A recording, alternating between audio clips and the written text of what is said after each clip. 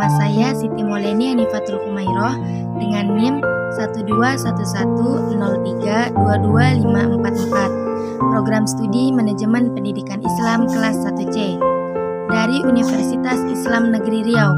Di sini saya akan mempresentasikan tentang siklus kehidupan organisasi. Pokok pembahasan terdiri dari 4. Yang pertama, tahapan kelahiran. Yang kedua, tahapan pertumbuhan. Yang ketiga, tahapan kemunduran. Dan yang keempat, teori Grenier. Pendahuluan. Siklus hidup organisasi adalah suatu tahapan perkembangan yang dialami oleh setiap organisasi beserta kondisi, kesulitan dan masalah-masalah transisi serta implikasi yang mengikuti diri setiap perkembangan tersebut. Seperti juga kehidupan organisme, pertumbuhan, dan kemunduran setiap organisasi, terutama disebabkan oleh 2 faktor, yaitu yang pertama, fleksibilitas dalam merespon setiap perubahan lingkungan. Yang kedua, kekakuan atau controllability dalam merespon setiap perubahan. Setiap tahapan-tahapan yang dilalui oleh organisasi akan selalu memunculkan kesulitan atau masalah yang memerlukan penanganan baik secara internal maupun intervensi dari pihak luar atau eksternal. Tahapan perkembangan organisasi sendiri sebenarnya dapat diprediksi dan bersifat repetitif. Oleh karena itu, pemahaman terhadap setiap perkembangan tahapan organisasi memberikan kemampuan kepada pimpinan organisasi untuk secara proaktif dan preventif dan menyongsong persoalan-persoalan organisasi di masa datang, atau jika tidak mampu, bagaimana sebisa mungkin menghindari masalah-masalah tersebut. Berikut adalah gambar siklus hidup organisasi. Icak Adis 1989 menguraikan 3 tahapan utama, yaitu yang pertama, tahapan pertumbuhan atau growing stage yang meliputi masa pengenalan atau courtship, masa bayi atau infansi, dan masa kanak-kanak gogo. Yang kedua, masa-masa coming of age yang meliputi masa kedewasaan atau adolescence dan masa puncak atau keemasan prime. Yang ketiga, tahapan penurunan atau aging organization yang meliputi masa kemapanan atau stabil organization, masa aristokrasi atau aristocracy, masa birokrasi awal atau early bureaucracy, dan masa birokrasi dan mati, bureaucracy and death. Ada 7 tahapan yang paling penting. Yang pertama, masa pengenalan atau courtship. Yang kedua, masa bayi atau infant period. Yang ketiga, masa anak-anak atau gogo. Yang keempat, masa dewasa. Yang kelima, masa puncak organisasi. Yang keenam, masa stabilitas organisasi. Dan yang ketujuh, masa penurunan dan kematian organisasi. Masa pengenalan atau courtship. Ciri utama organisasi pada masa pengenalan adalah banyaknya ide atau gagasan yang ingin diwujudkan. Meskipun organisasi belum berdiri, banyak sekali gagasan-gagasan tentang masa depan tanpa adanya kegiatan yang nyata. Masa bayi, infant period, ada 2 poin. Poin pertama, gagasan-gagasan dan ide yang dibangun pada tahap pengenalan apabila disertai kemampuan untuk mewujudkannya merupakan siklus awal dari kehidupan organisasi. Poin yang kedua, tentu saja tidak semua gagasan dapat diwujudkan karena hal itu berkaitan langsung dengan ketersediaan dan kemampuan sumber daya organisasi, baik sumber daya manusia maupun sumber daya lainnya. Masa anak-anak atau gogo, ada 5 poin. Poin pertama, organisasi yang berhasil gagasan dalam bentuk yang nyata dianggap telah melewati masa awal dalam jumlah terbatas.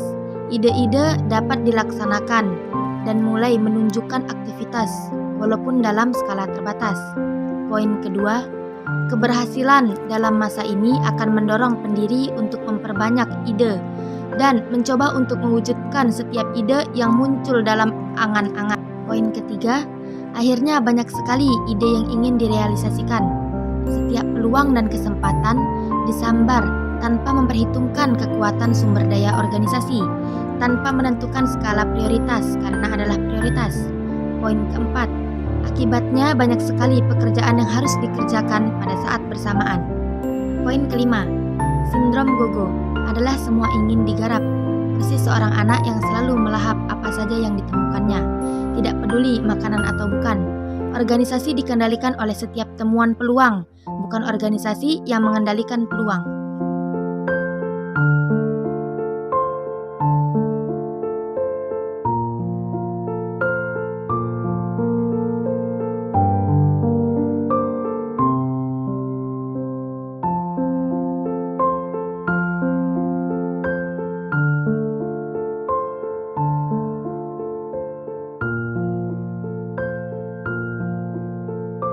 Poin kedua, organisasi yang berhasil melewati masa ini telah mencapai kedewasaan yang dicirikan berpikir dan bertindak realistis, serta bekerja dalam level resiko yang moderat. Tentu saja, penggantian tujuan ini membutuhkan perenungan, pemikiran, waktu, memerlukan refleksi. Risikonya, pada saat orang bertempur merebutkan berbagai peluang untuk dikerjakan, masuk dalam bidang-bidang garapan, organisasi ini berasik-asik dengan program rekayasa ulang atau jargon-jargon reformasi. Poin ketiga, oleh karena itu, refleksi dan perumusan penggantian tujuan harus dilaksanakan secara seksama agar momentum tidak hilang dan organisasi mengalami penurunan atau penuaan dini atau premature aging. Dalam arti organisasi belum sampai kepada visi dan misi yang diimpikan. Komitmen dan sumber daya sudah berkurang dan tidak efektif lagi untuk berjuang. Akhirnya organisasi mengalami penuaan dini atau premature aging. Masa puncak organisasi. Organisasi yang berhasil melewati masa dewasa akan mencapai masa puncak organisasi. Hal ini ditandai dengan sasaran-sasaran yang secara realistis ditetapkan berhasil dicapai dengan baik. Organisasi dapat dikendalikan dengan baik karena sistem dan prosedur serta mekanisme pengambilan keputusan telah tersusun dengan baik serta diterapkan secara konsekuen. Kedati organisasi secara ketat menjalankan sistem dan prosedur. Organisasi tetap fleksibel dalam arti masih mampu mengadopsi berbagai perubahan-perubahan yang terjadi di lingkungan. Oleh karena itu, tahap ini disebut pula sebagai tahap gogo kedua atau second birth new infant. Organisasi secara agresif mencari berbagai peluang dan kesempatan untuk memperluas usaha dan diversifikasi berbagai bidang usaha. Namun dibarengi dengan perhitungan dan prediksi secara ketat dan pengendalian dalam implementasinya. Masa stabilitas organisasi. Apabila organisasi secara konsisten mampu mempertahankan masa puncak selama beberapa periode tertentu, maka dapat dikatakan bahwa organisasi itu mengalami atau berada pada posisi kestabilan. Tentu saja pada tahap ini banyak sekali godaan dan tantangan yang muncul secara internal maupun eksternal.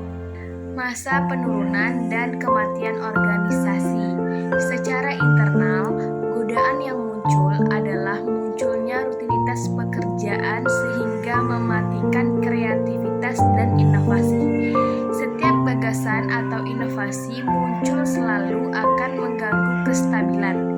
Jargon, jangan mengganggu suasana yang sudah kondusif, merupakan senjata untuk mematikan setiap inovasi dan kreativitas. Jika situasi ini terus berlanjut, maka lama-kelamaan akan memunculkan kubu-kubu yang saling bermusuhan secara terang-terangan maupun sembunyi-sembunyi atau konflik.